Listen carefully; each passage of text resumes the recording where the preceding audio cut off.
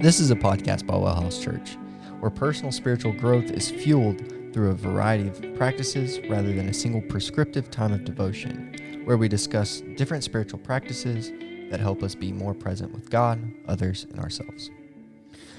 What's up, man? Oh, not much. I'm getting excited. It's a Saturday. We got college football, and specifically today is the first day that Baylor is playing. Oh, nice. This is their opening game. So they had a couple of COVID postponements, Right. which kind of sucks. But I'm excited. You'll learn this about our wonderful pastor. He's a bit biased towards Baylor. Not a bit. Yeah. I'm unashamedly bleeding green and gold. Yeah, I actually posted a picture not too long ago on one of our social media platforms of Cullen preaching in his Baylor hat, which he's wearing right now. Yep. And I had a friend of mine text me and goes, whoever that guy is, he has great taste. And Yes. she goes to Baylor. Yes. Yes. Uh-huh. Yep. So we're talking about the sacred pathways. Yeah, so I think this is important. I got introduced to this book actually through seminary at Baylor. This is a book by Gary Thomas, and it's called The Sacred Pathways: Discover Your Soul's Path to God. And it's this idea that we introduced before, but we all have different personalities. We all are kind of made up different as people. And so as different people, maybe our way that we best experience God is different based upon our personality and needs and desires. And so what spiritual pathway or what Sacred Pathways does is it opens our mind to, number one, what are all the possible pathways, which Gary Thomas introduces 9 possible pathways. Mm-hmm. And it not only shows us the 9 pathways, shows us where they have their strengths, as well as showing us where to watch out for those. Right. And what ends up happening is you may have one dominant pathway, right? So you may see the title of all the episodes when they get out and go, oh yeah, just from the title, I think I'm that one. Right. But the true value comes in understanding that while you may have a predominant pathway, we can all utilize aspects of every pathway based upon different situations we find ourselves in. Sure. So we shouldn't, like if you figure out today we're going to talk about the Naturalist. If we talk about the Naturalist and you go, oh yeah, that's me, I just know that's myself. Well, don't stop listening for the next 8 weeks. Like you should still listen because you can learn and utilize things from the other pathways as well. Yeah, absolutely. So the Naturalist, as the name suggests, it can be summed up into one sentence as a person who experiences God through nature.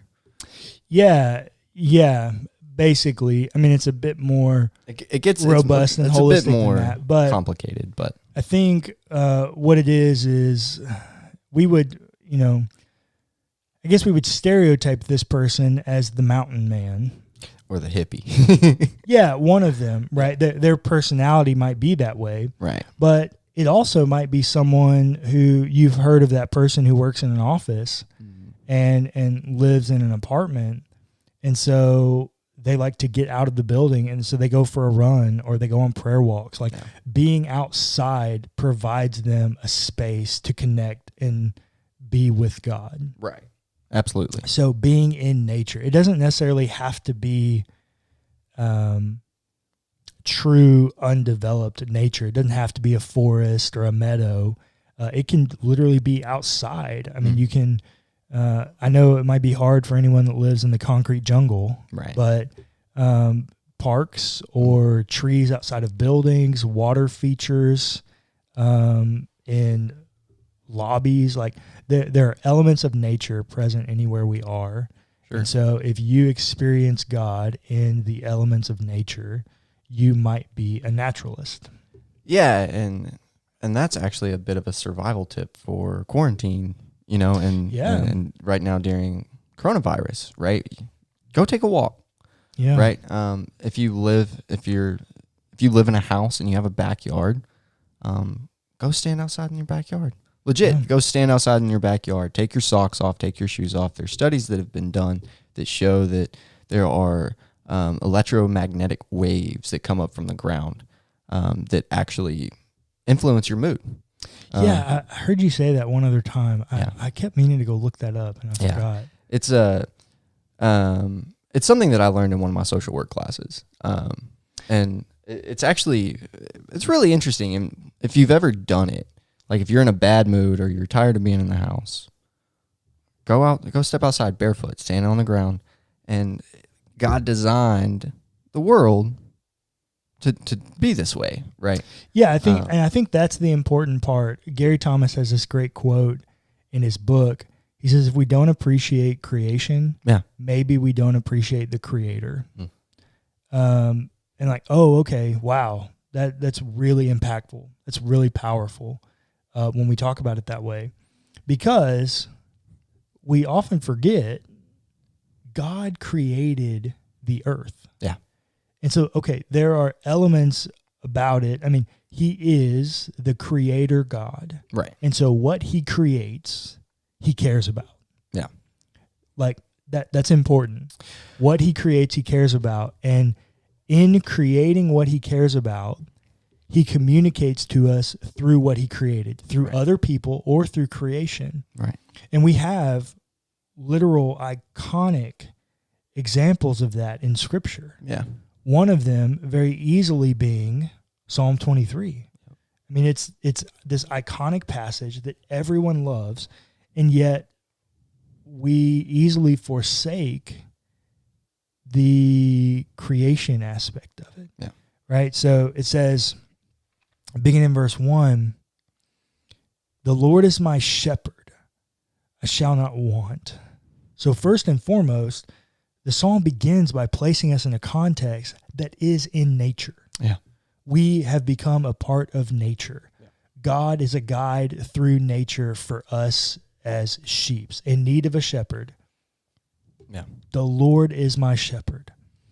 He makes me lie down in green pastures. Now let's think about this for a second.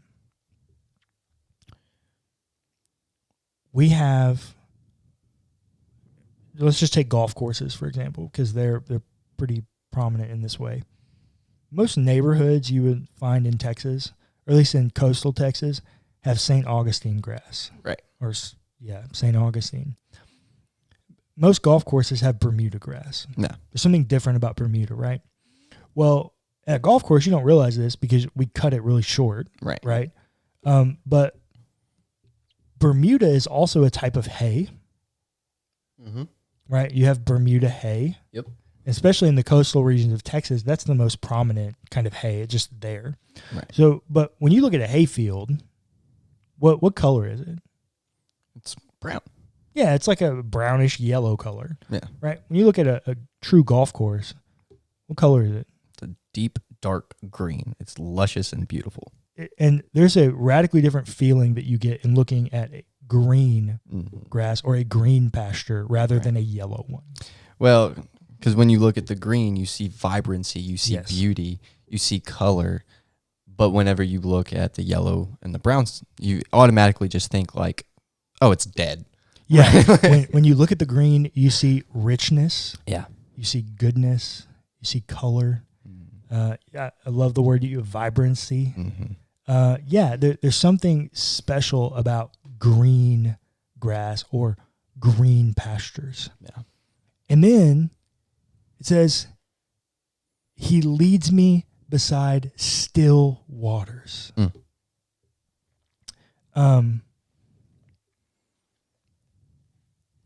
What's the purpose of the water being still? I have a feeling you're about to tell me. Well, it says... Oh, calm. Yeah, they're calm. They're calming. we live in a world that is so busy. Yeah. We pride ourselves on being busy. How often you walk up to someone and go, "Hey man, how's life?" And their response is busy. Yeah. And not only are they busy, but we wear busyness as a pride, like as a badge of honor. Like somehow because we're busy, that means that we're important. And also busyness can be a way to distract yourself from your problems.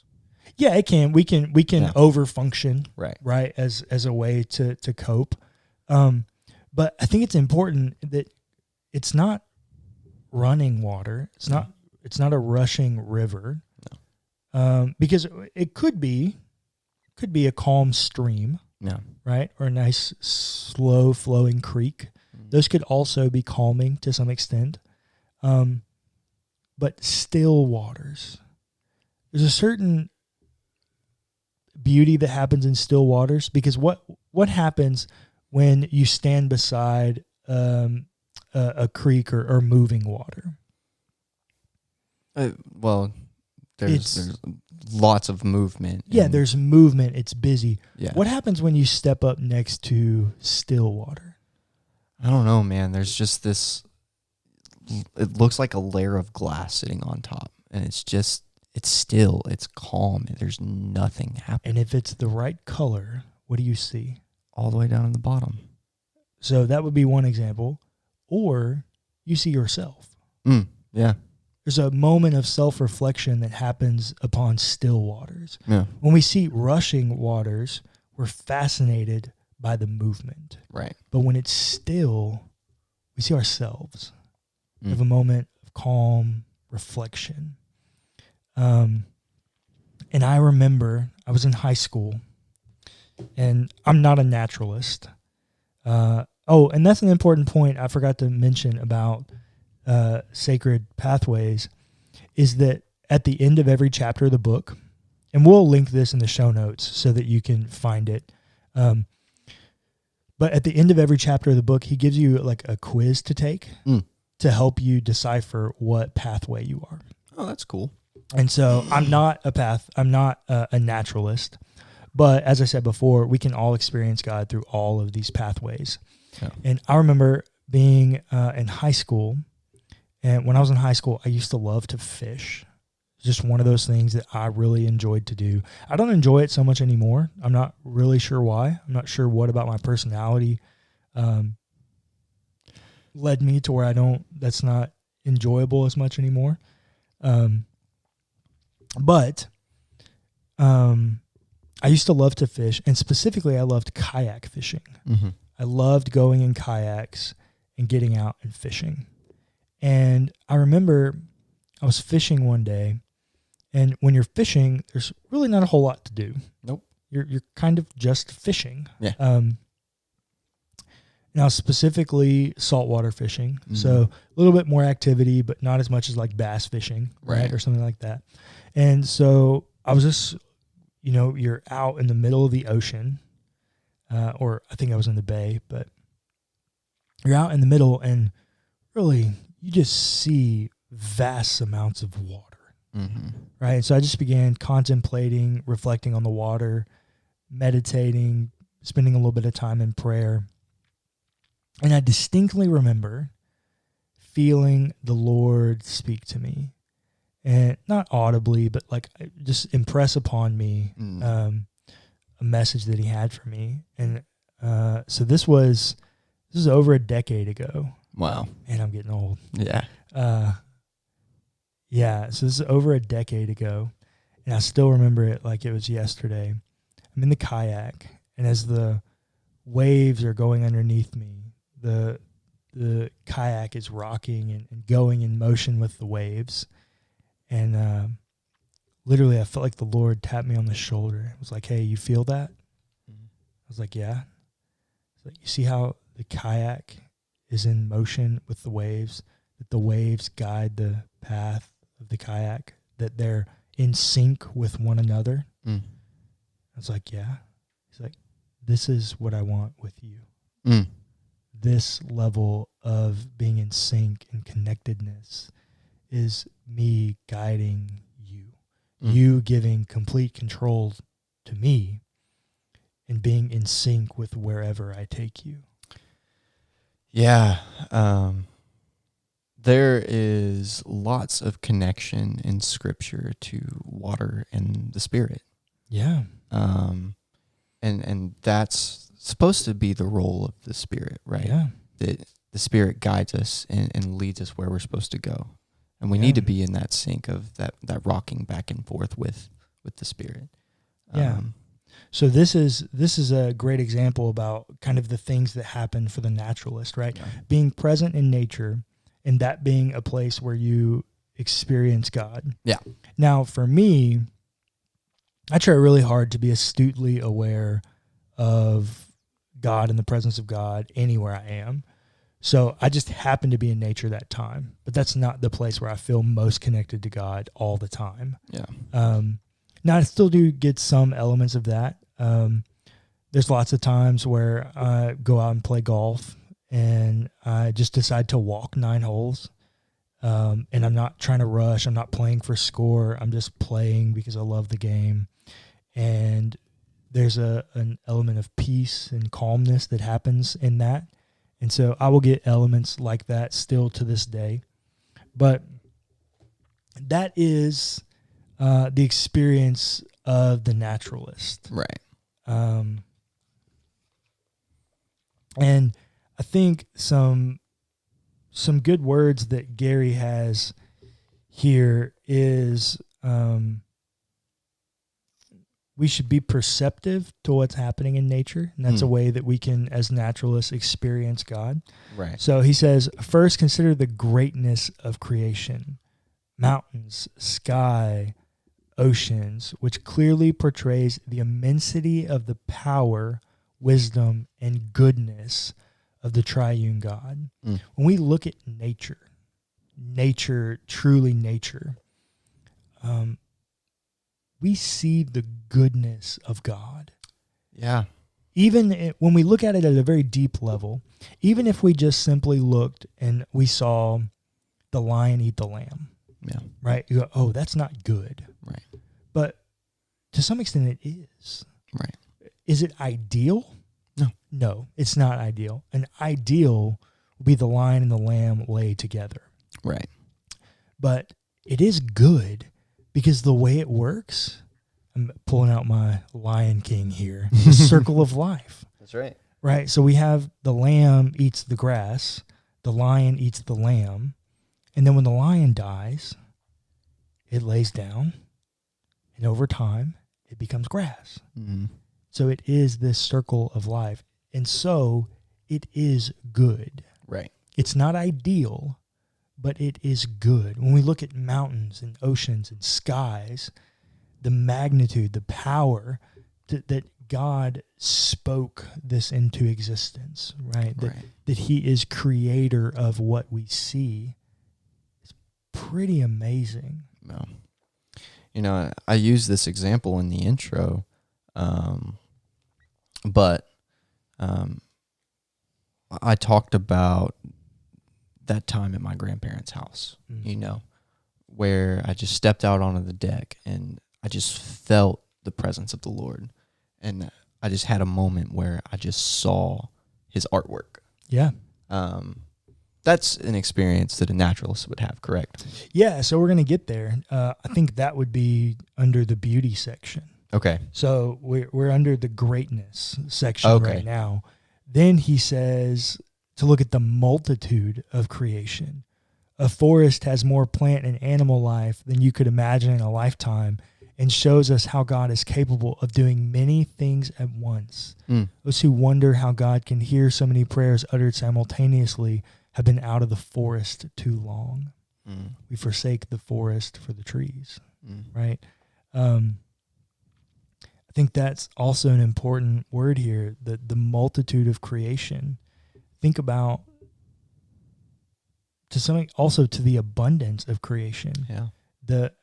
The stars of the sky, the sands of the sea, the grass in the field. I mean, there's an abundance to creation. You know, we look, and as far as the eye can see, right? Just go out to the middle of nowhere and look till you can't see anymore. You haven't even seen the smallest part of the earth. No.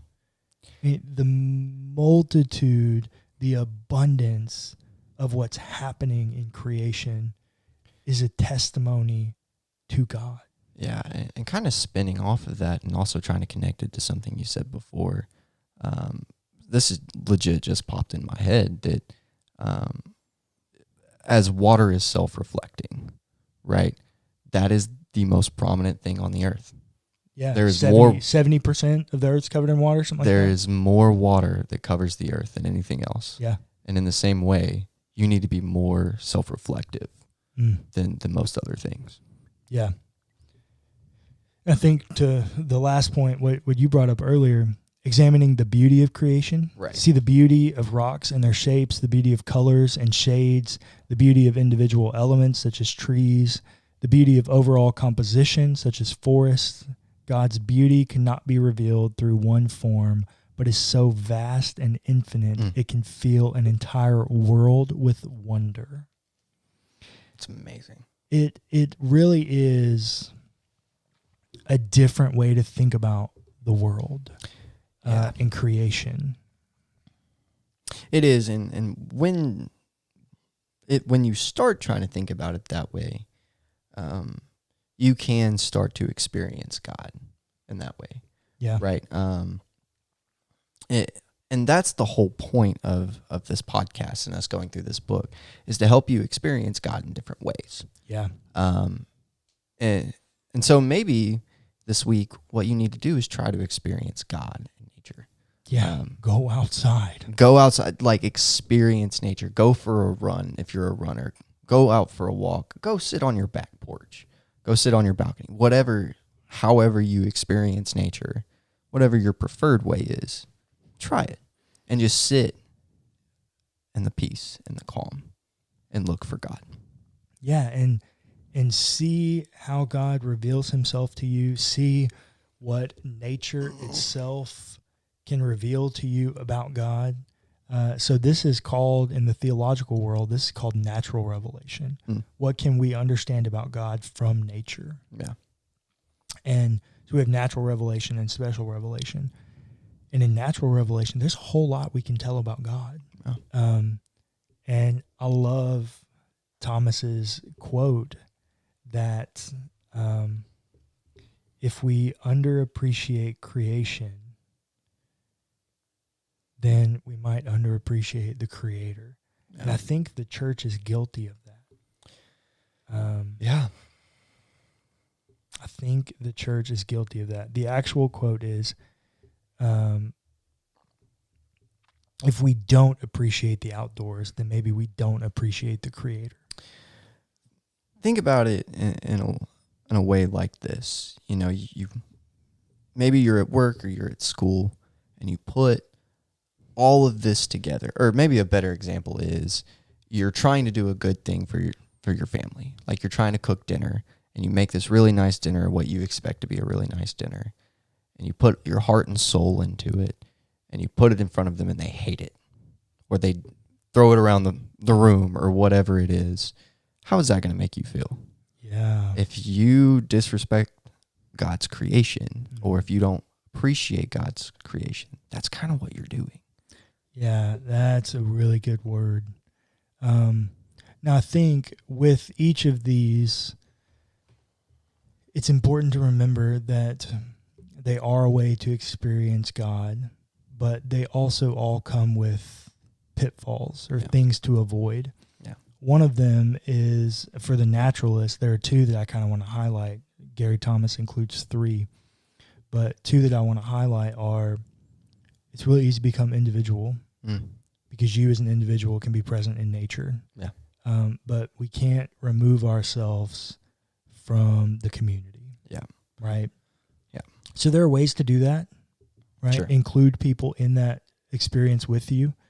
Retreats. Go on hikes with friends. Hikes with people, right? There are ways to include people to do that. The other one is we want to be careful that creation itself doesn't become the idol. Yes. That would be a major pitfall. God created the earth. God is not in the earth. Yeah. We don't worship creation as Christians. Yeah. We appreciate creation. We care for creation. We experience God through creation, but creation itself is not God. Yeah.